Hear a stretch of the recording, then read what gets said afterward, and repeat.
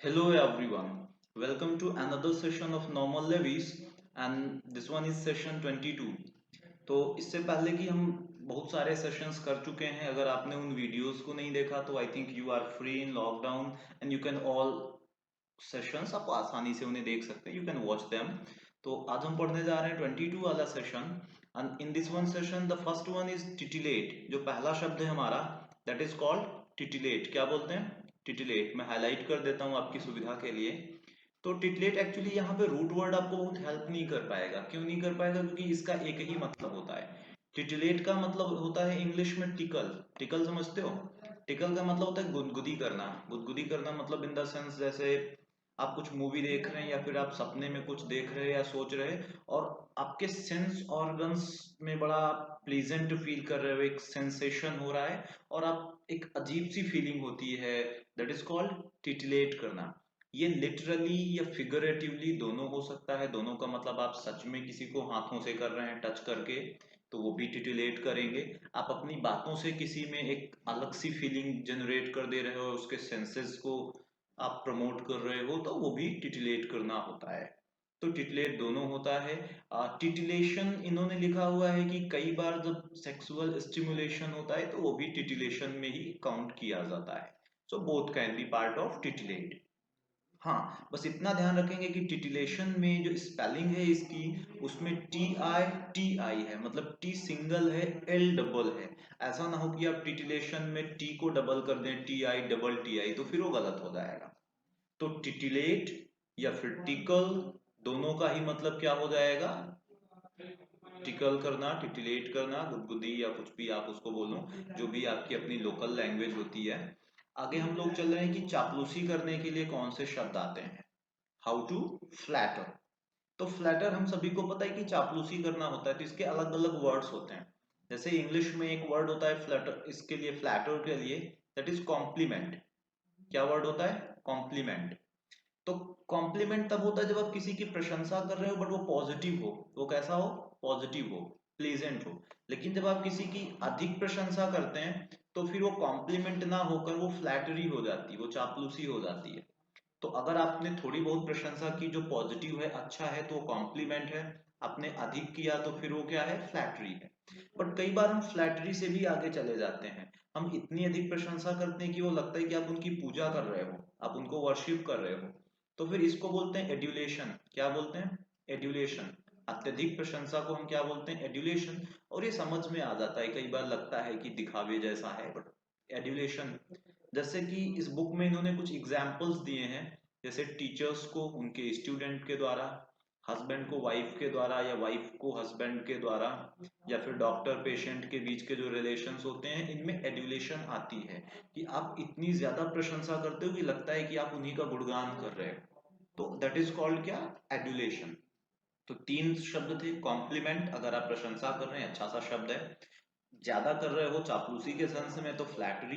बहुत अधिक कर रहे हो, एक पूजा जैसा महिमा मंडन करना जिसको बोलते हैं हिंदी में, दैट इज कॉल्ड एड्यूलेशन। ये तीन वर्ड्स हैं। तो अब इसको और आगे ले चलते हैं, देखते हैं इन्होंने इस बुक में और कौन से वर्ड्स दिए हैं। हाँ, अगला लिखने से संबंधित है। अगला किससे जुड़ा हुआ है? राइटिंग से। जैसे जो पहला शब्द है इसमें वो है प्रोस्क्राइब। प्रोस्क्राइब का मतलब होता है प्रतिबंधित करना। प्रोस्क्राइब का मतलब क्या होता है? प्रतिबंधित करना। जैसे कि बोल दिया गया कि हिंदू सोसाइटी में आप शराब नहीं पियोगे, तो शराब क्या हो गई? प्रोस्क्राइब्ड हो गई, प्रतिबंधित है। आप मांस नहीं खाओगे तो मांस क्या है? प्रोस्क्राइब्ड है, प्रतिबंधित है। तो प्रोस्क्राइब का जो नाउन बनेगा वो बनेगा प्रोस्क्रिप्शन। क्या बनेगा? प्रोस्क्रिप्शन। प्रोस्क्राइब का नाउन प्रोस्क्रिप्शन। अब तो प्रोस्क्राइब बना कैसे? अब आप ध्यान से देखो तो प्रोस्क्राइब कैसे बना। प्रो है और उसके आगे स्क्राइब है, SCRIBE। तो स्क्राइब का मतलब होता है लिखना, SCRIBE, स्क्राइब। स्क्राइब का मतलब होता है लिखना। इससे और भी वर्ड्स आते हैं, देखते हैं इन्होंने कौन से और वर्ड्स उसमें यूज कर रखे हैं स्क्राइब से। जैसे कि इनके जो वर्ड्स हैं दैट इज, हाँ, ये कुछ वर्ड्स इन्होंने यहाँ पे मेंशन कर रखे हैं। जैसे इन्होंने एक वर्ड यूज किया है स्क्राइब, तो ये तो खुद ही हो गया लिखने के लिए। फिर एक वर्ड इन्होंने यूज किया स्क्रिबल। स्क्रिबल क्या होता है? स्क्रिबल एक्चुअली होता है, कई बार जब होता है कि हम एकदम रनिंग हैंड में लिखते हैं। रनिंग हैंड का मतलब मेरा है, जैसे आपने डॉक्टर्स की हैंड राइटिंग देखी हो, लोग पढ़ नहीं पाते कि आखिर लिखा क्या है। इसको बोलते हैं स्क्रिबल, जब आप पढ़ ना पाओ कि क्या लिखा हुआ है, रनिंग हैंड में लिख दिया जाए। या फिर स्क्रिबल उसको भी बोलते हैं जो छोटे छोटे बच्चे होते हैं, उन्होंने पेंसिल ली, पेन ली और जो मन में आया वो बना दिया। अब आप समझते रहो उन्होंने क्या लिखा है, पढ़ सको तो पढ़ लो, तो इसको भी स्क्रिबल बोला जाता है। फिर एक अगला वर्ड जो इन्होंने लिखा हुआ है दैट इज प्रेस्क्राइब। प्रेस्क्राइब क्या हुआ, ये कैसे बना, पी आर ई प्री और फिर आगे स्क्राइब। तो पी आर ई प्री का मतलब होता है पहले, बिफोर। स्क्राइब हो गया लिखना। तो कोई भी चीज घटे उससे पहले आप लिख दोगे, उससे पहले आप बता दोगे उसके बारे में, आप प्रेस्क्राइब करोगे। लेकिन अगर किसी चीज के घट जाने के बाद आप उसके बारे में बताओगे तो आप प्रेस्क्राइब नहीं करोगे, बल्कि आप डिस्क्राइब करोगे। डीई का मतलब होता है आफ्टर, बाद में, या डाउन, दोनों होता है, ठीक है। डीई का मतलब डाउन भी होता है, तो राइट डाउन, जो हुआ आपने उसको लिख लिया, यू जस्ट राइट डाउन। अगर आप राइट डाउन कर रहे हो तो आप डिस्क्राइब कर रहे हो। बट अगर कहीं पे कोई विचार लिखा है और उस विचार से आप सहमत हैं, आप उसको अप्रूव करते हैं कि जो लिखा है वो सही है, मैं इसको सपोर्ट करता हूँ, और कैसे लोगों को पता चले कि मैं उसको सपोर्ट करता हूँ, तो मैं उसके नीचे साइन कर दूंगा, मैं उसके नीचे अपना नाम लिखूंगा, मैं सब्सक्राइब करूंगा। सब का मतलब होता है अंडर, नीचे, और स्क्राइब का मतलब होता है लिखना। आप उस आर्टिकल के नीचे जाके अपना नाम लिखते हो, आप साइन करते हो कि हाँ मैं इसको अप्रूव करता हूँ, मैं इसको सपोर्ट करता हूँ, तो आई सब्सक्राइब इट। आपकी लिखी हुई बातें क्या कहलाती हैं, स्क्रिप्ट। लिखी हुई चीजों को, रिटन चीजों को क्या बोलते हैं, स्क्रिप्ट। जो हमारे धार्मिक पुस्तकें होती हैं उनको हम बोलते हैं scriptures, they are called scriptures. फिर है मैन्युस्क्रिप्ट, अगर किसी चीज को हम हाथ से लिखते हैं। अब हाथ से का मतलब आप ये मत समझना कि हाथ से ही तो सब कुछ लिखा जाता है, बट कुछ चीजें टाइप भी की जाती है ना। तो अगर आप किसी चीज को हाथ से लिख रहे हो, आप हैंड रिटन कर रहे हो, तो ये मैन्युस्क्रिप्ट है। M A N, man, man का मतलब हो गया हाथ, M A N man, man का मतलब क्या है, हैंड, और स्क्रिप्ट हो गया लिखा हुआ। तो मैन्युस्क्रिप्ट मीन्स हैंड रिटन है। और टाइपी स्क्रिप्ट है, मतलब टाइप करके आ गया, इजी है ना, टाइपी स्क्रिप्ट, टाइप करके। तो स्क्राइब मतलब लिखना, स्क्रिबल जो समझ में ना आए क्या लिखा हुआ है, किसी चीज से पहले लिखा जाता है तो प्रेस्क्राइब होता है। जैसे डॉक्टर्स आपको सलाह देते हैं कि भाई मर जाओ, इससे पहले अगर आप कैंसर पेशेंट हो तो हम बता रहे हैं क्या खाना है क्या नहीं खाना है, प्रेस्क्राइब किया। हाँ, अगर किसी चीज के घटित हो जाने के बाद आप उसके बारे में लिख रहे हो तो आप उस चीज को क्या कर रहे हो, आप डिस्क्राइब कर रहे हो। आप किसी चीज को सपोर्ट करने के लिए उसके नीचे साइन कर रहे हो कि मैं इसको अप्रूव करता हूं, तो आप सब्सक्राइब कर रहे हैं। लिखी हुई बातें स्क्रिप्ट होती हैं। लिखे हुए हमारे डॉक्यूमेंट्स जो धार्मिक ग्रंथ हैं ये स्क्रिप्चर्स हैं। हाथ से लिखा है तो मैन्यूस्क्रिप्ट है, क्योंकि मैन का मतलब हैंड है। और अगर वो टाइप है तो टाइपी स्क्रिप्ट है। ये इजी है, आप इसको बड़े आराम से कर सकते हैं। अब इसमें आगे लाके देखते हैं कि और कौन से वर्ड से लेके आते हैं। हाँ, एक और बड़ा अच्छा सा शब्द है दैट इज पोस्ट स्क्रिप्ट। अब पोस्ट स्क्रिप्ट क्या है ये मैं हाईलाइट कर रहा हूँ, आप स्पेलिंग देख लेता। P O S T, post का मतलब होता है आफ्टर, और स्क्रिप्ट मतलब लिखा हुआ। तो पोस्ट स्क्रिप्ट का क्या मतलब हुआ, बाद में लिखा हुआ। तो बाद में लिखे हुए का कॉन्सेप्ट समझो। जैसे आज क्या है, आपके पास मैसेज का कॉन्सेप्ट है, आप टेक्स्ट कर देते हो, आपने तुरंत मैसेज कर दिया, कोई चीज भूल गए तो फिर से कर दिया। बट पहले के दौर में जब लेटर्स लिखे जाते थे, मालूम हुआ कि आपने 4 पेज का लेटर किसी को लिखा और वो लेटर पहुंचने में 10 दिन लगेगा। जब पूरा आप 4 पेज का लेटर लिख चुके तो आपको याद आया कि बीच में यार एक लाइन तो मिस हो गई जो मुझे और लिखनी थी। तब आप पूरे 4 पेज फाड़ के फिर से तो वो लिखोगे नहीं कि उस एक लाइन की वजह से आप पूरा, हो सकता है आप करो। बट ज्यादातर लोग क्या करते थे, वो लेटर पूरा हो जाने के बाद, सील पैक्ड है लेटर, बंद है, वो ऊपर ही उस एक लाइन को लिख देते थे। और उस एक लाइन को बोला जाता था कि ये पोस्ट स्क्रिप्ट है, मतलब आप पूरा लेटर पढ़ लेने के बाद इसे पढ़ लेना, इसे बाद में लिखा गया है। तो पोस्ट स्क्रिप्ट क्या हो गया, जो बाद में लिखा गया है। तो और आगे बढ़ा के देखते हैं इसमें और कौन से वर्ड्स हैं इस सेशन में।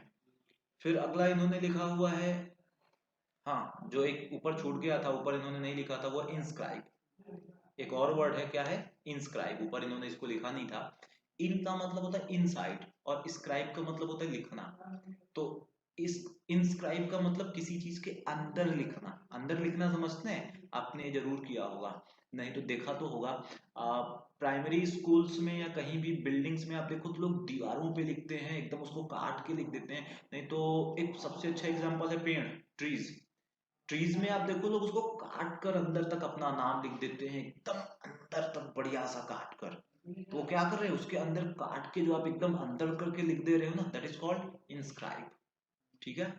तो फिर एक और शब्द जो यहाँ पे है वो है, इन्होंने एक वर्ड यूज किया हुआ है, ऑब्वियस। ऑब्वियस कैसे बना, इसमें रूट वर्ड है via, V I A, via. Via का मतलब होता है रोड, वाया, वाया का क्या मतलब है, रोड, सड़क। तो कोई भी चीज जो इतनी इजी हो, इतना आसान हो कि लोग सड़क चलते समझ लें, वो क्या होती है? वो ऑब्वियस होती है। आपको बहुत दिमाग नहीं लगाना पड़ता, आपको सोच विचार नहीं करना पड़ता। आप रास्ते पे जा रहे हो, देखते हो, समझ लेते हो, अच्छा ऐसा होता है। That is called obvious. तो अगर आप किसी चीज को बहुत महत्व नहीं देते, जैसे कहते हैं ना, रास्ते में राह चलते बात हो गई, फाइनल हो गया, बैठ के मीटिंग नहीं करनी पड़ी, राह चलते हो गया, तो ऐसी चीजों को आप ऑब्विएट करते हैं। क्या करते हैं? ऑब्विएट। तो ऑब्विएट के दो मतलब हुए, एक तो स्पष्ट है, सीधा साधा साफ साफ समझ में आ रहा है, और दूसरा उसकी बहुत बड़ी वैल्यू नहीं है, क्योंकि आपको उसके लिए कमरे में बैठ के मीटिंग नहीं करनी पड़ी, आपने रास्ते में समझते आते जाते ही बात करके फाइनल कर लिया। फिर और इसमें कौन सा वर्ड आता है? अच्छा, ऑब्विएट का नाउन होता है ऑब्विएशन। ये सब इजी है अब आपके लिए, आप इतने सारे सेक्शंस कर चुके हो। ऑब्विएट का नाउन क्या है? ऑब्विएशन। हाँ, ये एक अच्छा वर्ड है जिसकी मैं एक्सपेक्ट कर रहा था, ट्रिवियल। तो ट्रिविया कैसे बना? तो ट्राई का मतलब है थ्री, वाया का मतलब है रोड। तो जहां पे तीन सड़कें आपस में मिली, जिसको हम चौराहा बोलते हैं, जहां पे खूब ज्यादा ट्रैफिक होगा, बिजी रोड होगी, तो अगर कोई ऐसी बात है जो जिसकी वैल्यू इतनी कम है कि आपको सुनसान सड़क पे भी जाने की जरूरत नहीं है, आपको कॉर्नर में भी जाने की जरूरत नहीं है, आप एकदम चौराहे पे बात करके फाइनल कर दे रहे हो। अब आप समझ लो कि आप बीच चौराहे पे बात करके फाइनल कर दे रहे हैं, तो उसकी कितनी वैल्यू होगी। तो ऐसी चीजें जिनकी वैल्यू बहुत कम होती है उनको बोलते हैं ट्रिवियल। क्या बोलते हैं? ट्रिवियल। तो ट्रिवियल मतलब वो चीजें जिनकी सिग्निफिकेंस बहुत अधिक ना हो, जिनकी वैल्यू बहुत अधिक ना हो। फिर नेक्स्ट पॉइंट इसमें है वार का। इसके लिए वर्ड आता है जो रूट वर्ड है, जैसे मिलिटेट, इससे मिलिट्री शब्द आता है। तो मिलिटेट कैसे बना? इंग्लिश में एक रूट वर्ड होता है मिलिटिस। क्या होता है? मिलिटिस। मिलिटिस का मतलब होता है सोल्जर या फाइटिंग मैन। मिलिटिस का क्या मतलब है? सोल्जर या फाइटिंग मैन, सिपाही या फिर जो लड़ने वाले लोग होते हैं उनको मिलिटिस बोलते हैं। तो अगर आप किसी के खिलाफ लड़ रहे हो तो आप क्या कर रहे हो? आप मिलिटेट कर रहे हो, आप उसके खिलाफ खड़े हो, आप उसके अगेंस्ट में हो। अगर आपका फ्रेंड आपको मिलिटेट कर रहा है तो वो आपकी तरफ नहीं है, वो आपके पक्ष में नहीं है। The person is against you, क्योंकि वो आपसे लड़ रहा है, आपके अगेंस्ट है। तो मिलिटेट वर्ड यहाँ से आता है।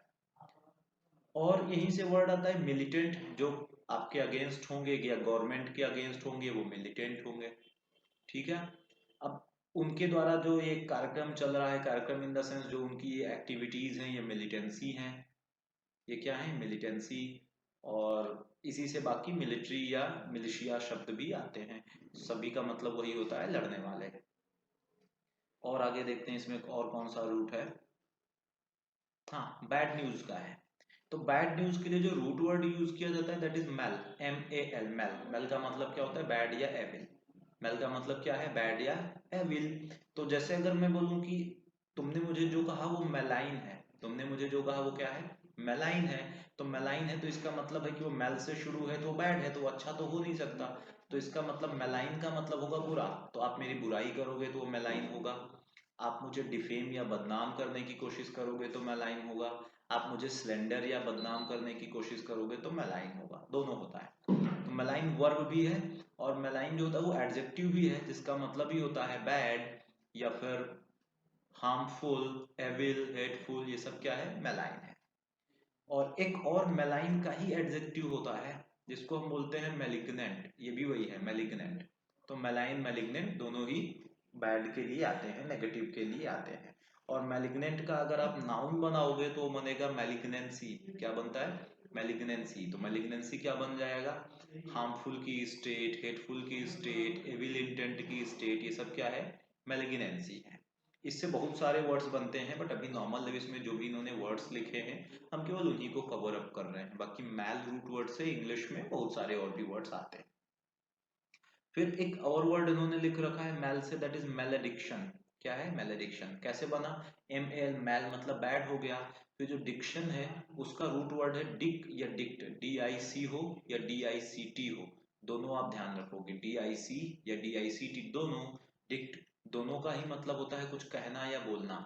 तो मैलेडिक्शन अब आप समझ लीजिए, मैल मतलब बैड है, डिक्शन मतलब बोलना है। तो किसी की प्रशंसा तो करोगे नहीं, भगवान से प्रार्थना तो करोगे नहीं, आप ऑब्वियस है क्या करोगे? आप उसे गाली दोगे, आप उसके बारे में बुला भला कहोगे। इसी को बोलते हैं मैलेडिक्शन। फिर मेल से एक वर्ड बना मेलेवोलेंट। क्या बना? मेलेवोलेंट। मेल मतलब बैड, आगे क्या बचा? वोलेंट, VOLENT। इसका रूट वर्ड है वॉल्व।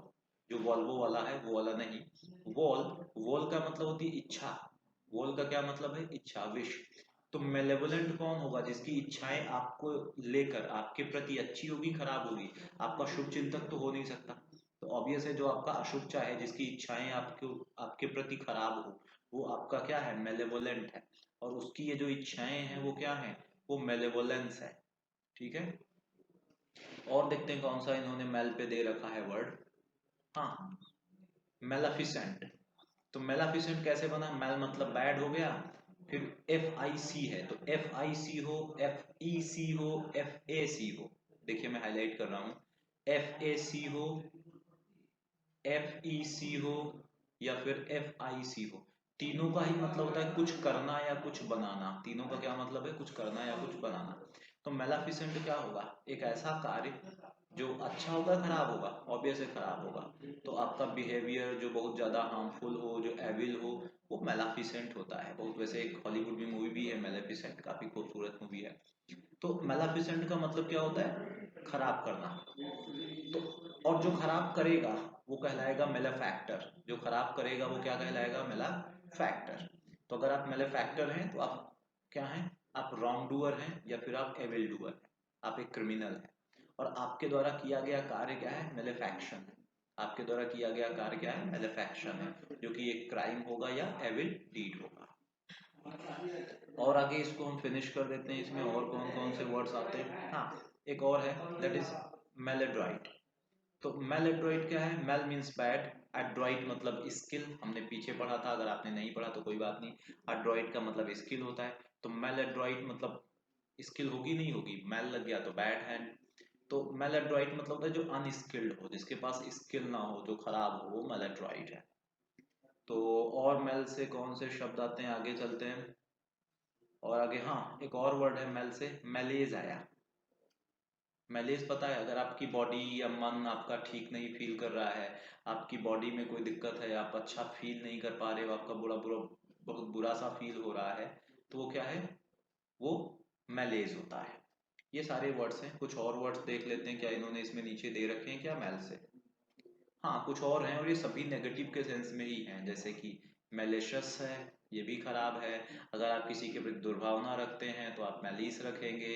अगर आप कोई खराब चीज देख रहे कर रहे हैं तो वो मैलेडी हो जाएगी। ठीक है। अगर कोई चीज ढंग से एडजस्ट नहीं हो पा रही है तो वो मेल एडजस्टेड है। कोई मूवी का कंटेंट अच्छा नहीं है, बैड है, तो मल कंटेंट है। अगर आपकी जो प्रैक्टिस है वो अच्छी नहीं है तो वो मेल प्रैक्टिस में आएगी।